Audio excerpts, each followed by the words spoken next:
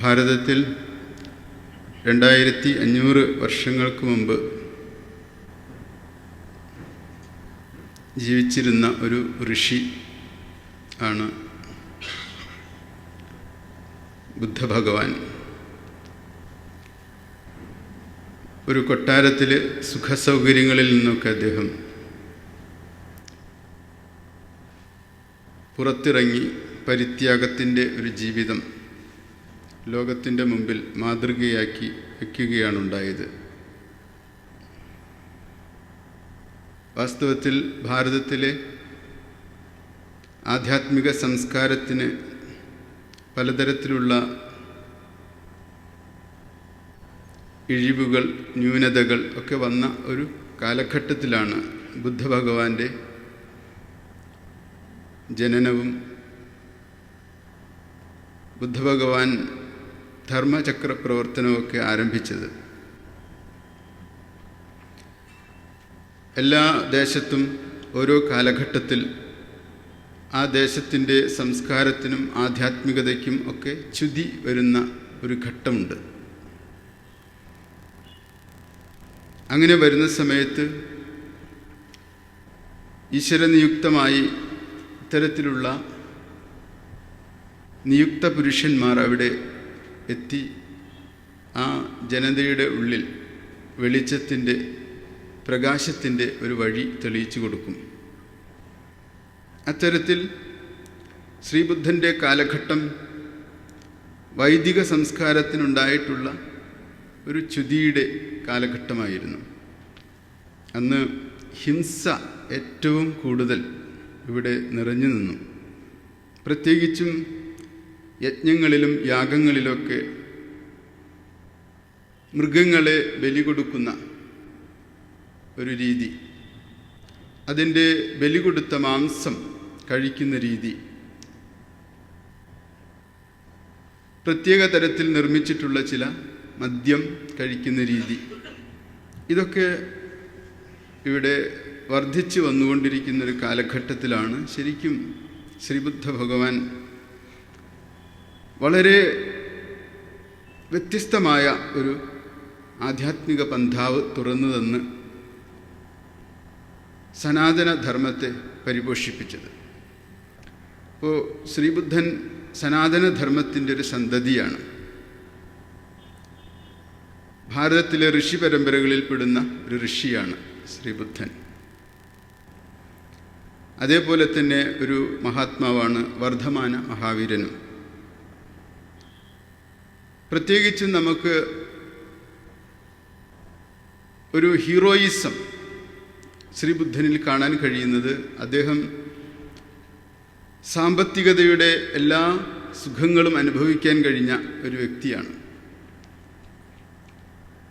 ഭൗതിക സുഖങ്ങളെല്ലാം അനുഭവിക്കുമ്പോഴും ആ ഭൗതിക സുഖങ്ങളിലൊന്നും തന്നെ നിത്യമായ തൃപ്തി ഇല്ല എന്ന് ബോധ്യപ്പെട്ട ഒരു ഘട്ടത്തിലാണ് അദ്ദേഹം ആ കൊട്ടാരത്തിൽ നിന്ന് ഇറങ്ങി നിത്യമായ സത്യത്തെ തേടി സാധനകൾ, വ്രതങ്ങൾ ഒക്കെ അനുഷ്ഠിച്ചത്. അങ്ങനെ നിരന്തരമായ തപസ്സിൻ്റെ ഫലമായിട്ടാണ് എന്താണ് സത്യമെന്ന് ബോധ്യപ്പെട്ടത്. അപ്പോൾ ആ തപശ്ചര്യയുടെ കാലഘട്ടം എന്ന് പറയുന്നത് പലതരത്തിലാണ് അദ്ദേഹത്തിൻ്റെ ജീവിതത്തിലൂടെ നമുക്ക് മനസ്സിലാക്കാൻ കഴിയുന്നത്. ശരീരത്തിനെ പീഡിപ്പിക്കാവുന്നതിൻ്റെ പരമാവധി പീഡിപ്പിച്ചു. ശരീരം എല്ലും തോലും വരെ ആയി. എണീക്കാൻ പോലും കഴിയാത്ത വിധത്തിൽ അദ്ദേഹം പലയിടത്തും വീണുപോയിട്ടുണ്ട്. അത്രയും തീവ്രമായ തപശ്ചര്യ അദ്ദേഹത്തിൻ്റെ ജീവിതത്തിലൂടെ അദ്ദേഹം നടത്തിയിട്ടുണ്ട്. പക്ഷേ അതുകൊണ്ടൊന്നും തന്നെ എന്താണ് മനുഷ്യൻ്റെ ജന്മത്തെ പൂർണ്ണമായി തൃപ്തിപ്പെടുത്തുന്ന, പൂർണ്ണമായി നിറവുള്ളതാക്കി തീർക്കുന്ന സത്യം എന്ന് അദ്ദേഹത്തിന് ബോധ്യപ്പെട്ടില്ല. പിന്നീട് അദ്ദേഹം ആ തപശ്ചര്യയ്ക്ക് ഒരു അയവ് വരുത്തി. അത് ആ അയവ് വരുത്തിയ ഘട്ടത്തിലാണ് മധ്യമമായിരിക്കുന്നൊരു മാർഗം അദ്ദേഹത്തിൻ്റെ ഉള്ളിൽ തെളിഞ്ഞു വന്ന് ഒരു സത്യം അദ്ദേഹത്തിൻ്റെ ഉള്ളിൽ വെളിച്ചം പോലെ പ്രകാശിതമായത്. ആ ഒരു അവസ്ഥ, ബോധോദയം എന്ന എൻലൈറ്റൻമെൻറ്റ്, ബോധം ഉദിച്ചു വരുന്ന ഒരവസ്ഥയായിട്ടാണ് പറയുന്നത്. ബോധം ഉള്ളിൽ പൂർണ്ണമായിട്ട് തെളിഞ്ഞു വരിക. അപ്പോൾ അത് ബുദ്ധപൂർണിമയായിട്ട്, ബോധത്തിൻ്റെ പൂർണിമയായിട്ട് നാം ഇപ്പോൾ അറിയുന്നു. ബുദ്ധൻ്റെ ഉള്ളിൽ നിറഞ്ഞ ഒരു വെളിച്ചം വന്ന് നിറയുന്ന ഒരവസ്ഥ. അപ്പോൾ ഇങ്ങനെ ഒരു ഘട്ടത്തിലേക്ക് ഒരു മനുഷ്യൻ പരിണമിക്കുന്നത് അത് ചിലരിൽ മാത്രം സംഭവിക്കുന്നതാണോ? എല്ലാ മനുഷ്യർക്കും ഇങ്ങനെ ഒരു മാറ്റം വേണ്ടതായിട്ടുണ്ടോ എന്നൊക്കെ നമ്മൾ ചിന്തിക്കേണ്ടതായിട്ടുണ്ട്. കൊട്ടാരത്തിൽ നിന്നും ഇറങ്ങിപ്പോവുക എന്ന് പറഞ്ഞാൽ ഇന്നത്തെ ആധുനിക സാമ്പത്തിക ജീവിത രീതികളൊക്കെ വെച്ച് നോക്കുകയാണെങ്കിൽ മനുഷ്യൻ കൊട്ടാരങ്ങൾ പണിയുവാനാണ് ജീവിക്കുന്നതെന്നാണ് ഇപ്പോഴത്തെ ഈ ബാഹ്യലോകത്തിൻ്റെയൊക്കെ ഘടന ഒന്ന് നോക്കിക്കഴിഞ്ഞാൽ നമുക്ക് തോന്നുന്നത്. അത് ദരിദ്രമായ രാജ്യങ്ങളിലാണെങ്കിൽ ആ ദരിദ്ര രാജ്യങ്ങളെല്ലാം തന്നെ സമ്പന്ന രാഷ്ട്രങ്ങളാകാൻ ശ്രമിക്കുന്നു. സമ്പന്ന രാഷ്ട്രങ്ങൾ വീണ്ടും സമ്പന്ന രാഷ്ട്രങ്ങളാകാൻ ശ്രമിക്കുന്നു.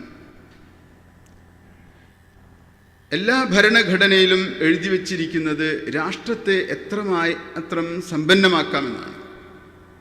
രാഷ്ട്രത്തിലെ സമ്പത്ത് എന്ന് പറയുന്നത് ഭൗതികമായിരിക്കുന്ന ജീവിത സാഹചര്യങ്ങളുടെ അടിസ്ഥാനങ്ങളെ വളർത്തിയെടുക്കുന്നതിലൂടെയാണ് നിർണയിക്കുന്നത് എന്ന് സാമ്പത്തിക ശാസ്ത്രങ്ങൾ പറയുന്നു. ഒരു മനുഷ്യനിലിരിക്കുന്ന സുഖം, സന്തോഷം, ആനന്ദം, ഇതിനെ നിർണയിക്കാനായിട്ട് എന്തെങ്കിലും മാനദണ്ഡങ്ങൾ ഈ ലോകത്തിലുണ്ടോ? ഈ മാനദണ്ഡങ്ങളൊന്നും ഒരു ക്ഷേമ രാഷ്ട്രത്തെ സംബന്ധിച്ചുള്ള പരികൽപ്പനയിൽ ആരും ചർച്ച ചെയ്യുന്നില്ല എന്നുള്ളതാണ്.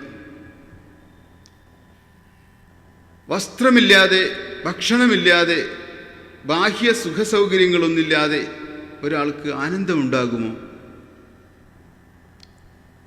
അങ്ങനെ ഉണ്ടായിട്ടുള്ള മനുഷ്യരുണ്ട് ഇവിടെ, ഉണ്ടായിരുന്നു, ഇപ്പോഴും ആ തലങ്ങളിൽ ജീവിക്കുന്നവരുണ്ട്. അപ്പോൾ ശരീരത്തെ പീഡിപ്പിച്ചുകൊണ്ടും എന്നാൽ ശരീരത്തെ പരമാവധി സുഖിപ്പിച്ചുകൊണ്ടും ജീവിക്കാവുന്ന രണ്ട് വഴികൾ മനുഷ്യൻ്റെ മുന്നിലുണ്ട്. ഒന്ന്, ശരീരത്തെ പരമാവധി അതിന് കൊടുക്കേണ്ടുന്ന ആവശ്യങ്ങളെ ഒന്നും നിർവഹിക്കാതെ പീഡിപ്പിക്കുക. വേറൊന്ന്, ശരീരത്തിന് വേണ്ടുന്നതിലും അധികമായിട്ടുള്ള വസ്തുവകകൾ ശരീരത്തിലേക്ക് ഭോഗങ്ങളായിട്ട് കൊടുക്കുക.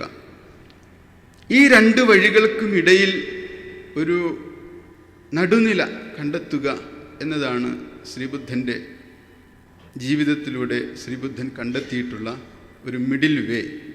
ഈ മിഡിൽ വേ ആണ് നമുക്കും നമ്മളുടെ ജീവിതത്തിനും ഒരു സാധ്യതയായിട്ട്, ഒരു പോസിബിലിറ്റി ആയിട്ട് നമുക്ക് സ്വീകരിക്കാവുന്നത്. അപ്പം അതിന് മുന്നോടിയായിട്ട് നമുക്ക് വേണ്ടുന്ന ഒരു ഘടകമുണ്ട്. അത് തിരിച്ചറിവിൻ്റേതായിട്ടുള്ളൊരു വെളിപാടാണ്. മനുഷ്യൻ തിരിച്ചറിയേണ്ടതായിട്ടുണ്ട് ചിലതെല്ലാം. അത് വേറൊരാൾ ബോധ്യപ്പെടുത്തി തരേണ്ടതല്ല, നമ്മിൽ തന്നെ പ്രകാശിക്കേണ്ടുന്ന ഒരു അറിവാണത്. എല്ലാ സുഖസൗകര്യങ്ങളോടും കൂടി ശുദ്ധോദന മഹാരാജാവ് സിദ്ധാർത്ഥ ഗൗതമനെ കൊട്ടാരത്തിൽ വളർത്തിയിട്ടും ആ സിദ്ധാർത്ഥൻ്റെ ഉള്ളിൽ ഈ വെളിച്ചം, ഇതൊന്നും ശാശ്വതമല്ല എന്ന് ബോധ്യപ്പെടുത്തി കൊടുക്കുന്ന അടയാളങ്ങൾ ആ ജീവിത സാഹചര്യത്തിലേക്ക് കടന്നു വരികയാണ് ഉണ്ടായത്.